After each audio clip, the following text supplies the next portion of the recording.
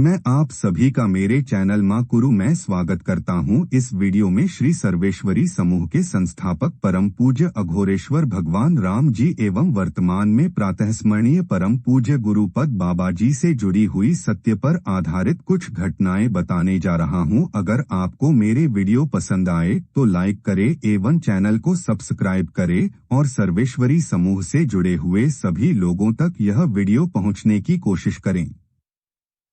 जय मां गुरु। अघोरेश्वर का सानिध्य मेरे संस्मरण से। महाराजा जशपुर द्वारा भूमि दान एवं नारायणपुर आश्रम का निर्माण। ईस्वी सन 1959 में प्रायः 2 माह तक वाराणसी में निवास कर महाराजा साहेब जशपुर लौटे। आते ही उन्होंने अपने सेक्रेटरी श्री बैजनाथ मिश्र जी को आदेश दिया, परम पूज्य श्री श्री बाबा के नाम से 2 गांव दान स्वरूप देने हैं। उसके लिए आवश्यक कागजात तैयार कराकर और मेरे हस्ताक्षर से रजिस्ट्री कराकर उन्हें तुरंत प्रस्तुत करें। श्री मिश्र ने दूसरे दिन दिनांक 18 सितंबर 1959 को वांछित कागजात तैयार कराकर दिए। मैं महाराजा के समक्ष बैठा हुआ था। उन्होंने श्री मिश्र को आदेश दिया कि इन कागजात को ले जाकर स्वयं परम पूज्य श्री श्री बाबा को हस्तगत कर लौटें। श्री मिश्र तत्काल ही वाराणसी के लिए चल पड़े। 2 दिनों बाद श्री मिश्रा वाराणसी से वापस लौटे और महाराजा साहेब को बतलाएं कि इन कागजात को देखते ही परम पूज्य श्री श्री बाबा जी अत्यंत ही अप्रसन्न हुए और रजिस्ट्री के कागजात फेंकते हुए बोले, हमरा के महाराज गृहस्थ बनावे चाहतारन। उस समय परम पूज्य श्री श्री बाबा के कुछ भक्त उनके निकट बैठे हुए थे। उन्होंने श्री श्री बाबा को बहुत समझाया और कागजात देख लेने की प्रार्थना की। इन भक्तों के विनयपूर्ण आग्रह पर परम पूज्य श्री श्री बाबा ने कागजात को अपने पास रखते हुए निम्नांकित शब्दों में अपनी प्रतिक्रिया व्यक्त की। महाराजा साहेब हमरा के इस सब काहे देले बारन, उस सब हम समझ गईली।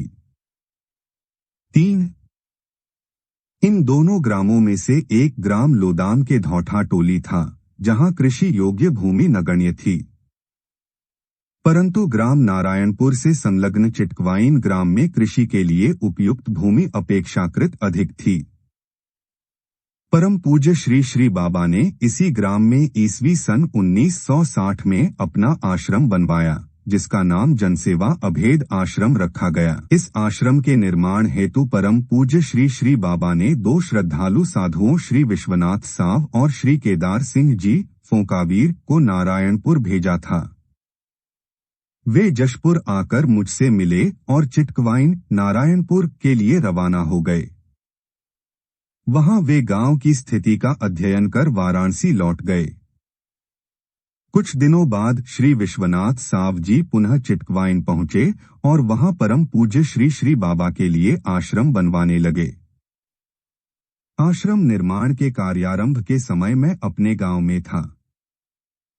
उसके कुछ दिनों बाद स्वयं परम पूज्य श्री श्री बाबा नारायणपुर में पधारे।